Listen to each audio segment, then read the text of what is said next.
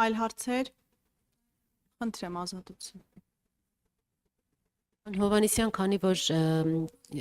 այսօր առավոտյան Նիկոլ Փաշինյանը տեղեկացրել է, որ 7 վերք եկեղեցում է պատարակի մասնակցելու Գյումրիում, արդյոք սա նշանակում է, որ գտնվել է մի պատարակ մատուցող, որը կզեղչի Գարեգին II անունը, ճիշտ ենք հասկանում։ Ես արդեն վերաշարադրեցի վարչապետի երեկվա մեկնաբանությունը առ այն, որ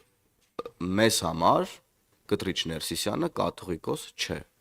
Եվ մենք մասնակցում ենք այն պատարակներին, որոնք մատուցում են հոգևորականներ, ովքեր կիսում են եկեղեցու նորոգման օրակարգը։ Շնորհակալ եմ։ Ներողություն, իսկ դրանով հարվածի տակ չեք դնում այդ հոգևորականներին, եթե նրանց պետք է տարբեր բարեկամներ, ԱԱԾ-ականներ կամ չգիտեմ հարևաններ, ծանոթներ, տարբեր պաշտոնյա ծանոթներ ամեն անգամ խնդրեն, դուք ձեր այս քայլով նկատի իշխանությունը վարչապետը հարվածի տակ չի դնում այդ հոգևորականներին, այդ քահանաներին,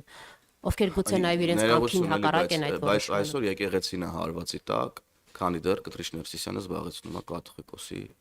գահը։ Մի բան էլ ես ավելացնեմ, քանի որ մեկը ոնց հասկանում եմ մենք այս թեմայի շուրջ ենք պատտվելու։ Տեսեք, դուք մեջբերում եք վարչապետի խոսքերը տարբեր առիթներով ասած ու տարբեր դեպքերի հետ կապված ու դրա վերաբերյալ փորձում եք մեկնաբանություններ ստանալ։ Հիմա ես չեմ պատկերացնում, որ կամ չեմ մտածում, որ դուք այդ խնդրին այդպես որպես պարզ ու պրիմիտիվ ինչ-որ բանի եք վերաբերում, օրինակ, որ բերենք մենք քննարկումը հասնենք կաթողիկոսի անունը հնչեցնել չհնչեցնելու։ Ու եթե վարչապետի խոսքերին հղում եք անում, ես խորհուրդ կտամ նաև մեկ այլ խոսքի հղում անել, երբ որ ինքը ասաց, որ մեզ պետք է ոչ թե կաթողիկոս, որը ինձ ենթարկվի, այլ ինձ պետք է կաթողիկոս, որը որ չպիտի ենթարկվի ինչ որ այլ երկրի հատուկ ծառայությունների լեյտենանտին, թե մայորին, լեյտենանտին։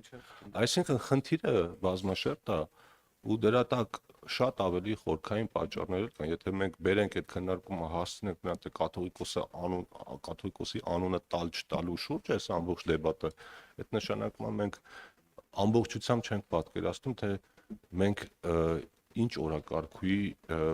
ներքո ենք շարժվում առաջ։ Անտունյան, պարզապես եթե դուք պնդում եք, որ կաթողիկոսը, ամենայն հայոց կաթողիկոսը ենթարկվում է օտարերկրյա գեներալի կամ մայորի, ապա դա լուրջ մեղադրանք է եւ դրան պետք է հետևեն իրավապահ մարմինների գործողություններ եւ ոչ թե պատարակներում տեքստից զեղչում Գարեգին II անունը։ Այսինքն եթե լինեն իրավապահ մարմինների գործողություններ, քրեական գործ, հետաքննություն, գուցե հանրությունն էլ հասկանա այդտեղ կա իսկապես այդ մեղադրանքում որևէ իրականություն, թե ոչ։ Հիմա Ռոզանա ջան, նույն կերպ, եթե դուք պնդում եք, որ ես մեղադրում եմ որևէ մեկին, դա էլ է մեղադրանք, որովհետև ես նման պնդում չարեցի։ Ես ուղղակի մեջբերեցի վարչապետի խոսքը։ Իսկ եթե նման ինչ որ տեսեք, հարցը հավատալ չհավատալը չի, ձեր ասած խնդիրը դրա պրակտիկ լուծումը ոչ մեր տիրույթում է, ոչ մեկ ուրիշ դա իրավապահ համակարգի տիրույթում է, բայց նկատի ունեմ, եթե դուք ուզում եք այդ հարցին ավելի ամբողջական նայեք, պիտի մի քիչ ավելի լայն նայեք ամեն ինչ։ 24 News ձեր հարցը։ Տեղեկություններ կան, որ արտերկրում հավատարմագրված Հայաստանի Հանրապետության դեսպաններին է հանձնարարական իջեցվել աշխատանք տանել հայ առաքելական եկեղեցու թեմական առաջնորդների հետ եւ նրանց ինչ-ինչ շահագրգռվածությունների դիմաց այս գաղափարի շուրջ համախմբել եւ ըստ տեղեկությունների նաեւ ԱՄՆ-ում Հայաստանի Հանրապետության դեսպան Նարեկ Մկրտչյանն է բանակցություններ վարում ԱՄՆ արևմտյան թեմի առաջնորդ գերաշնորհ Հովնան arczepiskopos Տերտերյանի հետ եւ նաեւ ավելի վաղ հնչեցված տեղեկություններով եւ հրապարակումներով նրան եք տեսնում կաթողիկոսի պաշտոնում։ Արդյոք արդեն իսկ ընտրել եք ձեր կաթողիկոսին եւ բանակցություններ է վարվում նաեւ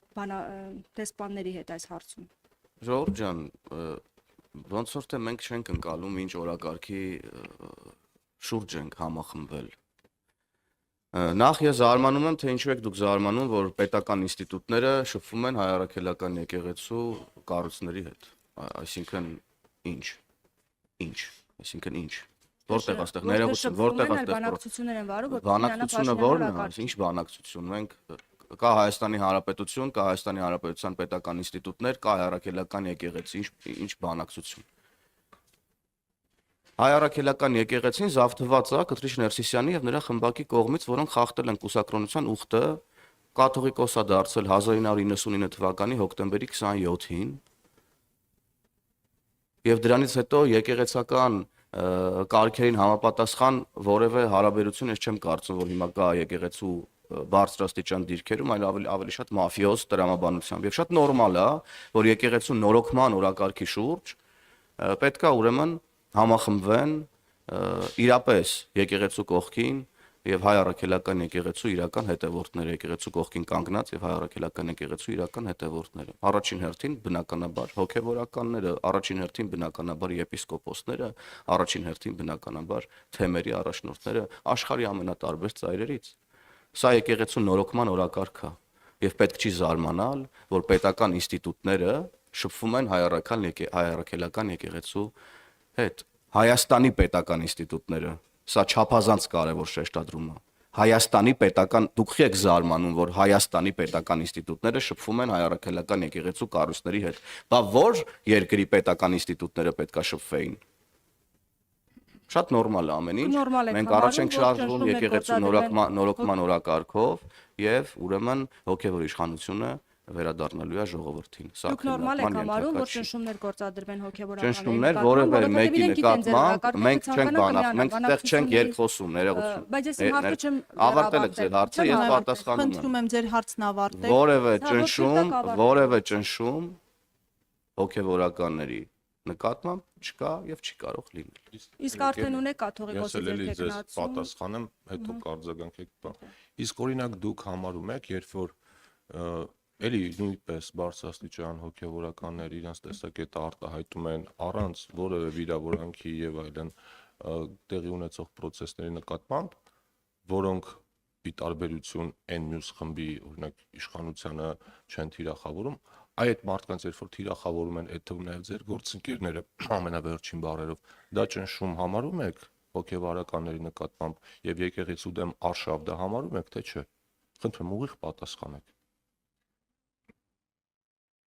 Ես ձեր գործընկերների համար չեմ ասում, դուք ասում դուք ձեր վերաբերմունքը ասեք, դուք որպես լրագրող։ Ես չեմ թիրախավորում։ Բա մեզ ինչ եք սիպում ենք ուրիշների ասածները մեկնաբանենք, եթե տես։ Դուք տեղեկությունները պետք է մեկնաբանեք Մենք տեղեկությունների ու տեղեկատվական բյուրո չենք։ Մեզ հարցրեք ազգային ժողովի օրակարգից, ասում եմ, պատասխանենք։ Հարցրեք, ասեք կիբերանվտանգության մասին օրենքը մարդկանց կյանքում ինչ է փոխելու, որ վաղը մյուս օր մարդկանց տվյալների հետ ինչ-որ խնդիր լինի կամ չլինի, կամ նաև քաղաքական հարցեր։ Այդ նշանակում է գոնե նշանակում է մի 10% պիտի իրականում մարդկանց խնդիրներին առնչվող հարցեր տակ։ Ես որ չնկատեի այդ կարիքը, չէ, ասի։ Լավ։ Այսինքն եկեղեցու օրակարգը առաջնային չէ, որ այս եկեղեցու օրակարգը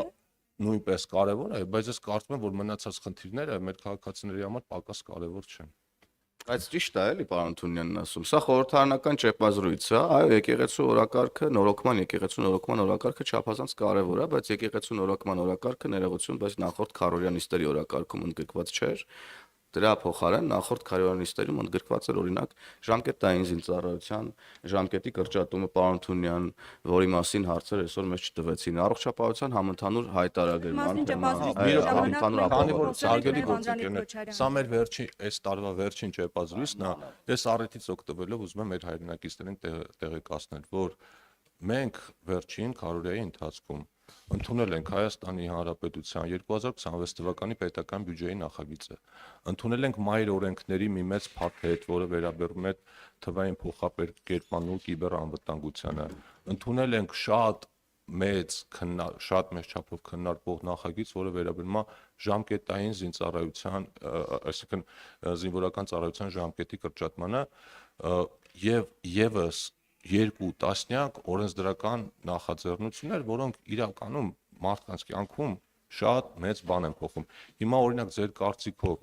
զինվորական ծառայության ժամկետի կրճատումը մարդկանց համար հետաքրքիր չի, դրա հետ կապված ում վրա է տարածվելու, ում վրա չի տարածվելու, բոլորին Մենք պարզ է։ Անդրանիկ Քոչարյանի հետ երեք ծավալուն ճեպազրույց ենք ունեցել եւ Է ինքը պարոն Հովհաննիսյանի հետ էլ պատասխանել է կարող է բոլոր ծավալուն մեր, ճեպազրույց ունենալ, ուզող առանձին ինձ հետ էլ ունենալ։